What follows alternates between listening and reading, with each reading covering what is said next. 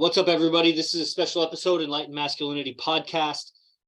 Goes on all of the platforms, Apple, Spotify, etc. I'm Yogi Chris, PhD, the founder of Ninth Limb Yoga, captain of IMC Nation, streaming to you here from IMC Base 1 in San Jose, California, where I live with the founder of IMC Nation, AZD. And this is a show about enlightenment, masculinity, spirituality, some of those things that I offer, although I am rarely selling myself. I've made it so that as part of a movement, I'm that guy that brings everyone to the movement and lets the movement be known, lets the world know about it, and gives them the right mentality, the right words and concepts so that they progress down this line of thinking. Because if you tried to learn calculus before you learn trigonometry, if you try to learn trig before you learn algebra, try to learn algebra before you learn arithmetic, if you try to learn arithmetic before you learn your times tables, you know what I'm saying? You try to learn your times tables before you even understand like plus minus, basic stuff, before you can even count to 10. There's like a structure. You got to start somewhere. But, if you're 40 years old, you may not want to start with counting. But if you never learned how to count, you're not going to learn calculus until you learn counting. I mean, you could try. Maybe somebody can understand all the symbols and everything. But at the end of the day, when you try to solve the problem, you got to understand numbers to know, like, you just got to count. Like one of the guys that's trying to get into IMC, he never learned math, really. He dropped out of school in 8th grade from another country, and he's had odd jobs all throughout, but he never really learned counting. So he's never going to succeed with money it's just never. So knowledge is built on prior knowledge.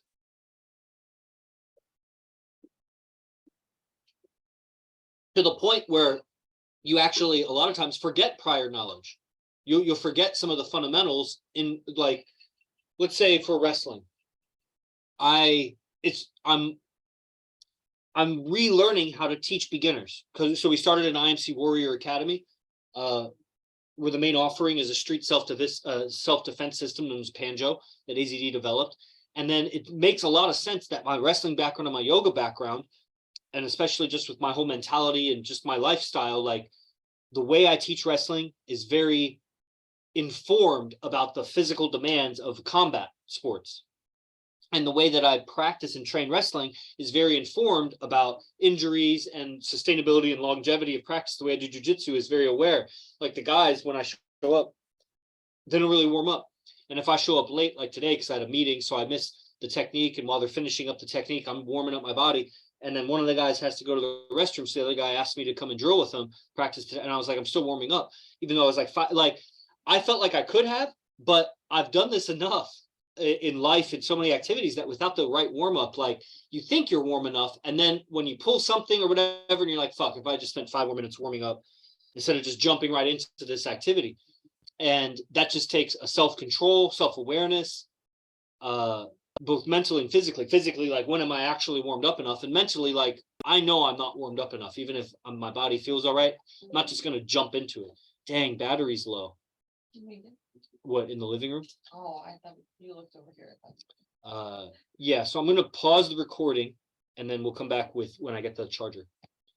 Okay, we're back. So what I was saying is, like, sometimes you learn the fundamentals and then you move on to the intermediate techniques, you move on to the advanced techniques, you move on to the expert techniques.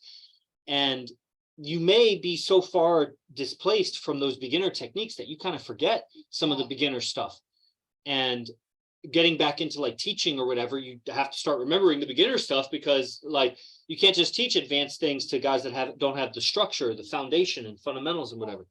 So this happens in a lot of areas, and it's pretty amazing because from the beginning, like a white belt in any subject, metaphorically a white belt, you could be a computer programmer, you could be anything, you could be some kind of martial artist, you could be a hairdresser, you could be, stock trader. Like if you're a white belt at something, the understandings of the black belt or of the master, the expert, the understandings of someone that's made it in that. Like if you were getting into a new industry, you were a web designer, and versus the person that like manages the websites of like Fortune 500 companies. That's probably a whole team, and there's a hierarchy, and the person that's leading whatever that web design company is probably not building too many websites of their own anymore. They're probably telling people, put this in there and adjust that and build this group of websites, and they're doing high level like planning of web designs, but they may not be doing too much typing at the keyboard. but they once did. And some of the ideas of that person who's leading the company may be far beyond the understandings of the person just getting into web design. The person that has gone up the ranks at a restaurant, and they were once the busboy, and then they were a waiter, and then they were something lower management, upper management, then they managed like the whole, then they owned a restaurant, or maybe they owned a few restaurants. Now they have if they're succeeding, they're going to have a lot more understanding of advertising, promotion, customer service and relations, how to navigate certain situations, internal conflict between employees, all sorts of situations that someone that's just getting into it may not really see the cause, like what effects they're causing, or that's just in life. If you're 14 years old and you get a job, you're going to have different wisdom about it than when you're 24 or 34 or 44. And those conclusions that people have come to after years in the field, years boots on the ground of doing that activity, they may not even make sense to the newbie. And what you'll find is, like, also sometimes this happens like when you read, and especially I kind of read the subjects of philosophy. It's interesting, but in a lot of subjects, if you're reading and you'll come across passages that like ring really true, and they're just like short phrases or something, like and it's like an inhale to your brain. It's like, wow, the truth of that. And what you're seeing, that truth is a conclusion that makes sense to you because you're on the same wavelength of thought, but you haven't worked out the ideas, that you haven't developed your ideas about the subject so far. And that sentence kind of propels you forward in understanding. That's what that breath is. It's like, wow, it just accelerates your understanding. And that's the benefit of like the teacher-student relationship. You can really shortcut your journey, which would otherwise just be trial and error and trying to navigate life, by somebody giving you their experience that was earned through their time and effort and money investment and whatever it took for them to get there. And that's what you're paying for ultimately, is that shortcut. And one thing I realized this today after I take a little sip here.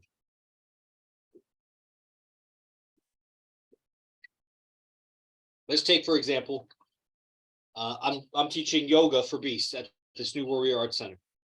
And there's some unique, as has always had to be, it would always have to be this way. If you start teaching yoga, like, what's unique about your class? Why am I going to come to your class? There's 1,000 million trillion yoga teachers. And we know most of them are cookie cutters. They're duplicating something, that they're just parroting something. And so there's a couple things that you might want to go to that teacher for. One, they're parroting something that's very good. Let's say like Bikram yoga. They all duplicate exactly how he teaches it, the sequence, to everything about it. So if you like that sequence, then you should go to that class, because it's going to be the closest thing to him teaching that you could get, besides going in wherever, Thailand or whatever, and taking a class from him. So that's not unique to that teacher. That's just unique to whatever class they're teaching. That's why you could go to any time of the day, any day of the week, to that studio, and you're going to get almost the same thing. There is a little differences in teachers, but they make it so that the teachers don't have an exact schedule, like every Wednesday at 5. They kind of have them on a rotation, so that you can't really pick a preference of a teacher. You pick your time, and then there's whatever teacher that you deal with. That's how they do it. And then they have a really strict teacher training curriculum, so they all meet certain standards when they graduate. That would be like that example. Oh. Another reason you might go to the teacher, if they don't really have a super unique offering, is you like them. You want to support your friend, or they met you met them somehow in life, and you want to go and support. You're already into yoga, or you decided you were going to try it, and you'll try them first or whatever. So you like the person. So if you're not well liked in your community or around your friends, it's going to be tough to start teaching yoga or teaching anything, Pilates, fitness, anything, because who are going to be your students? Who's going to come and pay? And there could be various reasons. Like, it would be easier for a female with a tight butt and yoga pants to get people coming to her class. They don't like her, they like her butt. You know what I'm saying? So, and she'll use that, and she may not admit it. She probably knows it, but she also probably hasn't worked it out in her thoughts so much. She's not a living philosopher. She's just barely getting by everything she does. And she's making use of whatever she can to get ahead. And that's what God gave her, to get ahead, That's what it is. And it'll bite her in the butt, so to speak, when she's 40, 50, whatever. Oh, yeah.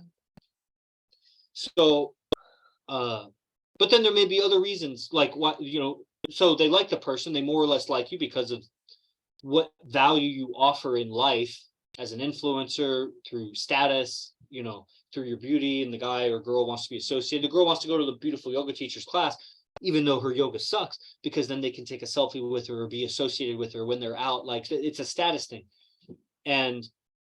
But then you would have some real value, some real unique things. So you're not just parroting someone's value. You're not just attracting people through like social value, but you don't have like a tangible thing to deliver. I would have a tangible thing to do. I focused on, the therapy of the rotator cuff and the sacroiliac joint. I would offer acro yoga, and I knew how to base, and I was very good at it. Like, when you learn acro yoga, you got to have a base and a flyer and a third person to help spot in case they fall. That's the process of like learning it. So being able to coach somebody through all those roles, or handstands, and a therapeutic, easy way to learn handstands without injuring, like a lot of people would injure. A lot of people like work at computers and on their cell phones a lot. And it's not exactly the best thing for your body to go from using like technology right to handstands, like 90-degree extension of the wrist and putting all your weight on this little wrist joint and doing that multiple times. Like, you're going to fuck your wrists and shoulders up. And then it's going to hurt when you're typing. And then you're not going to want to do handstands anymore. So like the way to do that, like that was one of my offerings. And so it was a unique value. So regardless of if you liked me or not, I mean, if you didn't like me, you don't have to take my class, but you're also not going to find it elsewhere. All the handstand instructors, very few of them had any emphasis at all, let alone the whole subject matter being safe and healthy handstands. What? So what you're saying then is you kind of find your unique niche on like, it's obviously like all of these millions of teachers teaching handstands, but you found kind of like your niche. How did you know what yours was? By doing it over and over and over and over again. And I was calling, first I would be teaching people, and then the feedback would, what they would remark on. And, there's difference between a feedback of a person who you are the first person that's ever taught them anything about yoga, or somebody that's taken 10 years of yoga, and then they give you some feedback. And then, so it's different. And you do that enough and you get enough feedback. And then, I had a whole business. So I called 2,000 yoga studios over and over. So I made more than 2,000 calls. I taught many handstand workshops. So in talking with yoga studio owners, it's the same thing. What am I describing that's catching their ear? What's not catching their ear? When I teach the workshop, what feedback am I getting? What are they not remarking on? So I get to measure what is really of value to these business owners. And being that I want to win, I want to succeed, I just leverage my value. So where am I? Just because those, I don't think those were my best subjects. Those were just the best for me to build a business around at the time, because the subjects I might have been better at, like Ashtanga Vinyasa, or it was already other so things. much of it. There's a lot of it, but then with that, there's a lot of experience with it. There's people who have been teaching 20, 30 years and 40 years, 50 years, and people that are into those subjects really want to tap into lineage and seniority and whatever. Wow. So I was focusing on like kind of newer things that don't have modern that edge. Yeah, so that's what I would need to do. Meanwhile, I'm practicing my own practice, and it was a full lifestyle because I had to stay up to speed on all my offerings, plus do my own practice and run the business. And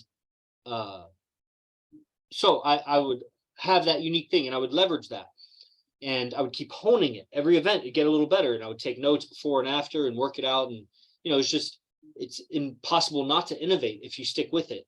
And I'm out of it a little bit, but I'm just saying, so with this martial arts center that I'm teaching yoga at, focusing on what's unique about what I offer, so as I run ads or as I promote myself in the community, like that's the thing. But then, so here's the realization, is as people come to the offering, the uniqueness and the value of the offering needs to continue. They can't get it all in the first class and then be done with it. And then they come to the second class and it's the same thing. Third class, the same thing. And then they lose interest. They don't want to do it anymore. So you keep adding uniqueness and value to it. And at some point they take 20 classes, 200 classes. Like, when do they get it all? Well, if you as the instructor are continually innovating, they may come as an understudy at some point, and ideally the ideal business model would be eventually they start teaching for you, because just like if I'm running the software company, I'm not doing all the computer programming at some point. I got so masterful that I hired them to do the basic stuff, and they do the basic stuff, and pretty soon everyone's doing the basic stuff and I'm just doing the advanced stuff. Pretty soon some of those basics guys do the advanced things. They hire, or I hire new basic guys to do the basics under them, so I can manage multiple projects, and then I become a project manager of the company, because I understand the ins and outs of everything, but I can do more good because I have higher level knowledge by running more. I expand that way.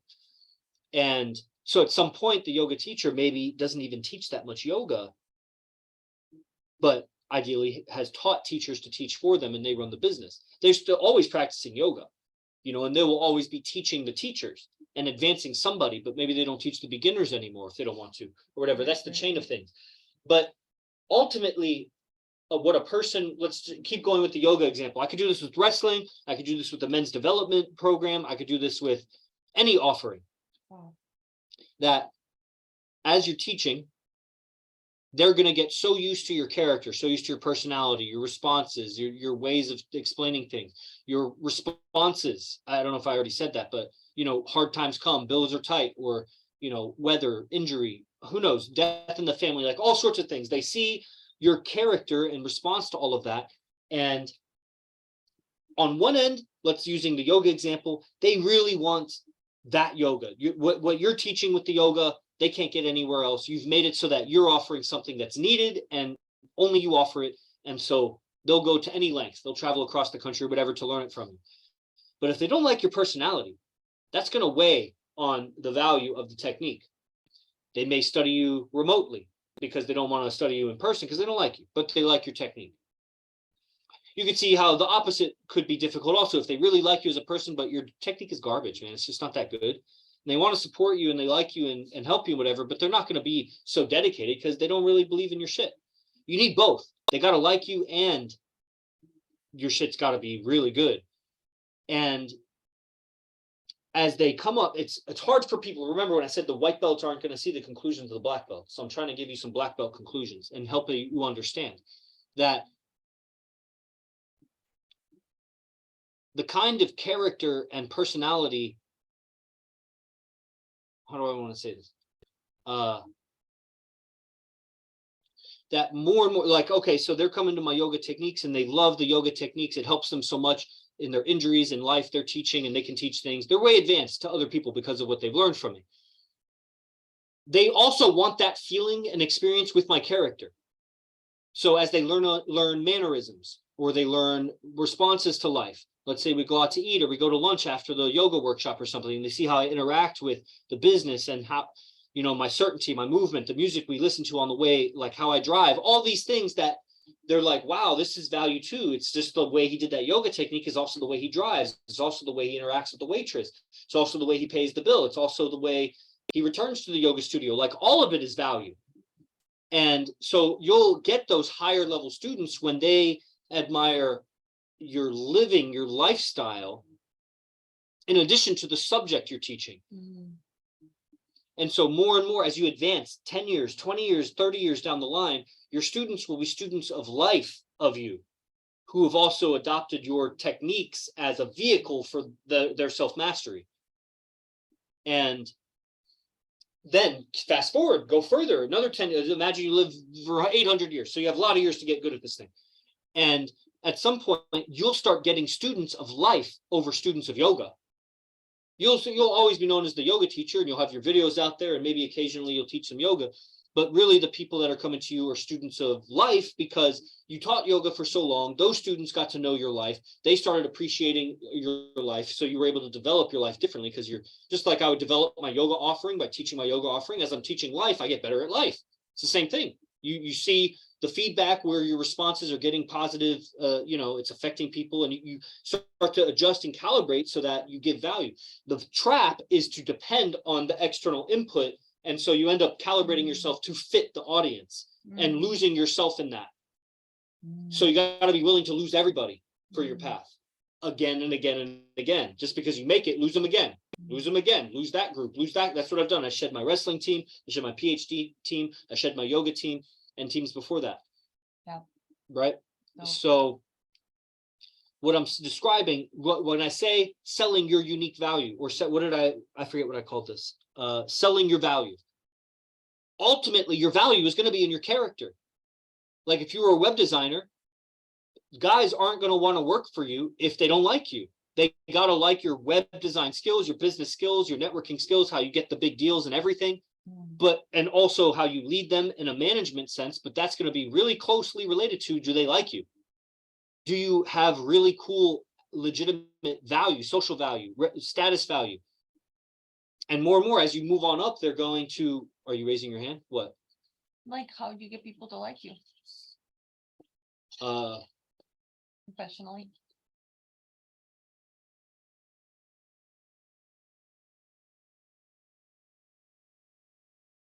Maybe that's a weird question. I mean, like, not like literally, but like, if you have any ways or anything, just like you meet someone new. I mean, when the way that you framed that question is just like almost the techniques of how to win friends and influence people. Okay. Like just reading that book, and that'll have like, because my answer is like basics of respect, of etiquette, of self-respect. Like, how do I get people to like me? How much do you like yourself?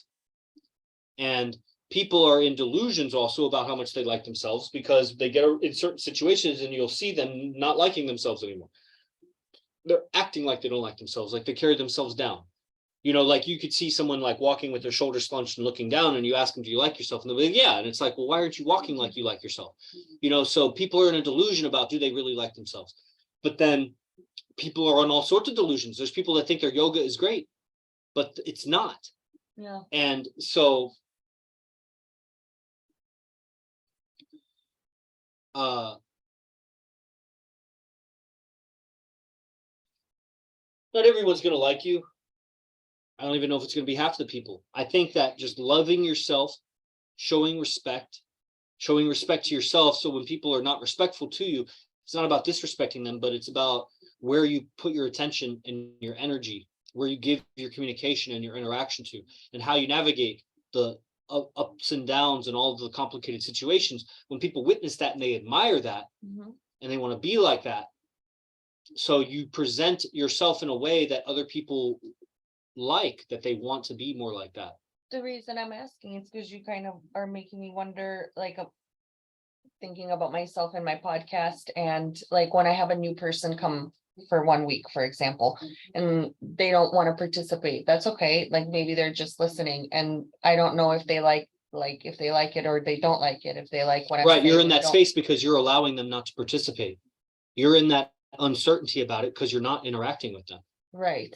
Well, that's true, but then I'm wondering, like, how, if they liked it, they would come back again, but if they don't come I back. don't know about that. Really? Because that's what I was wondering, like, if they, how would I know if they liked it? You interact with them. But I always think, like, if I put them on the spot or start asking them questions, that they're not gonna want to come back, because I like put them on the spot and made them talk or something. So I'm never like, I don't want to say coercive, but I'm never like encouraging of, like, let's say girl was on yesterday, new girl, she put on her camera to show the face exercises. But then like at the end, when we started to have conversation, she turned her camera off, and then I didn't know how to like call on her, because like multiple, or not call on her, or to get her to participate, because multiple times I was like, well, what does everyone else think? Or what do you guys think? And then the other people would talk, but I don't know like how to get the new person to participate. And then usually the new persons don't come back, but my regulars always come back. Does that even make any sense? Yeah, I mean, I would do what you're doing differently, and Okay. you don't want to do it the way I want to do it. So you're not going to take my advice. So, I mean, Which is to ask them to put their camera on? Or how would you do it? I would tell them to put their camera on.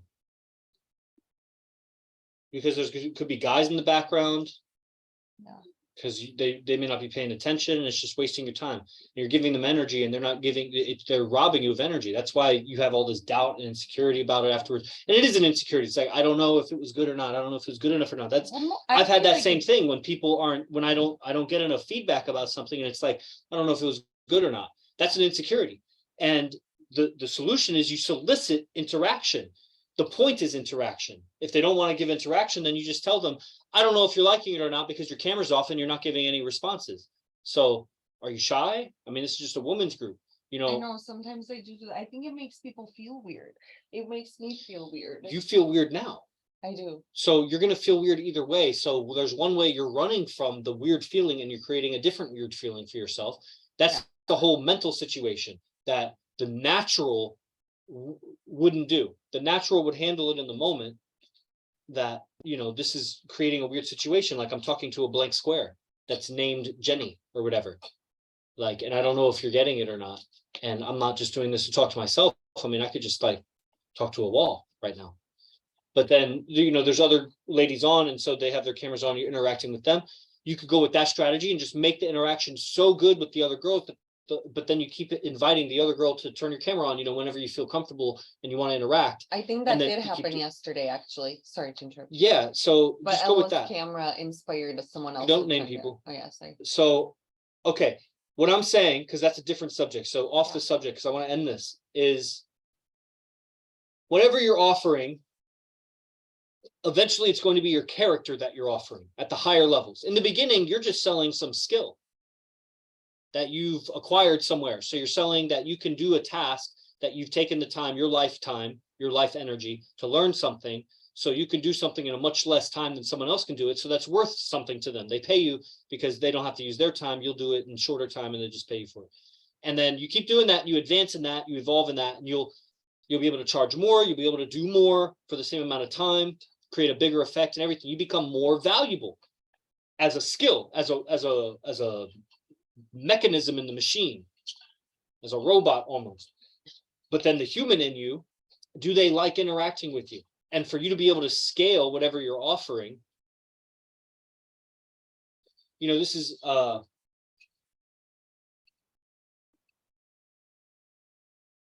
I won't change the subject. It was a related subject. I was going to say what a woman has to offer. What does she have to offer a man? But I'll get into that after I end the recording. So the conclusion, like I was saying, the black belt conclusion to the white belt is that you work on your character, that your character as a person is ultimately going to be your unique value. And then you have the skills that are the vehicle for people to understand that unique value, that you can get it across. Some more tangible service or product that they get will be the skill, the thing that you're selling about yourself, but it's your character that at the highest level is going to be the thing that people are going to buy from you. And as you develop, if you go into business for yourself as an entrepreneur and you're selling your service or product, 10 years, 20 years, 50 years down the line, it is going to be your character that's going to determine what business you attract and how big you grow. And so understanding that now, not waiting 50 years to come to that conclusion, adjusting your character concurrently, at the same time that you're doing your skills, that you're improving your skills that you offer, that you sell. And that's going to have a certain longevity. There's a lot of people that sell these like 6-week or 8-week transformation programs or whatever, and they're selling a skill set, and you could buy that skill set. But I don't think that you would want to continue to train with a lot of those individuals because they haven't mastered life. They've just mastered a presentation of a subject. And they've distilled it down and they've written it out and they've bullet pointed it and they've packaged it in a way that, okay, now you can get a really rapid transformation about this skill set. But it's not going to bring, like at the highest levels when you're selling your character, it's going to be peace of heart, peace of mind, living in peace. It's having peace in your life. So that whatever the skill that you're sharing, if I'm sharing yoga and wrestling, like that's not going to in and of itself give you peace. Yoga will get close because of just the nature of the practice or whatever, but it's not going to help you socially and how to interact in life and relationships. And that's where I brought in ninth limb yoga as a communication and relationships, the limb of yoga that wasn't addressed in the other 8 limbs. Because my idea was that if yoga doesn't make you a better communicator, then it's not good yoga.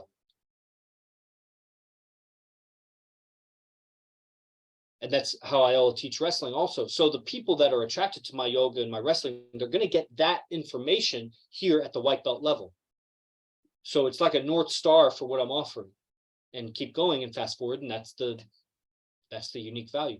So selling your value. So when you're selling yourself, just remember you're selling that. So if you're selling your face massage or whatever kind of feminine podcast or whatever, it's your character. It's how to be, you know.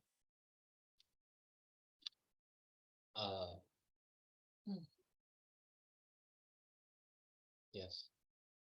Yes, I could see like Zay, if he had Monk Life Records, like, and you're signing new artists or whatever, it's how to be, how you are as president of Monk Life Records, and how you interact with the tribe and how you organize deals and everything. And they get to see all of that and see your character and all of that. And they like you more and more, and they'll want to be apprentices under you, and they'll do the basics of the business as you elevate and you keep your role, but you expand and you have more power and more influence, and ultimately become an influencer in life, being president of a record label.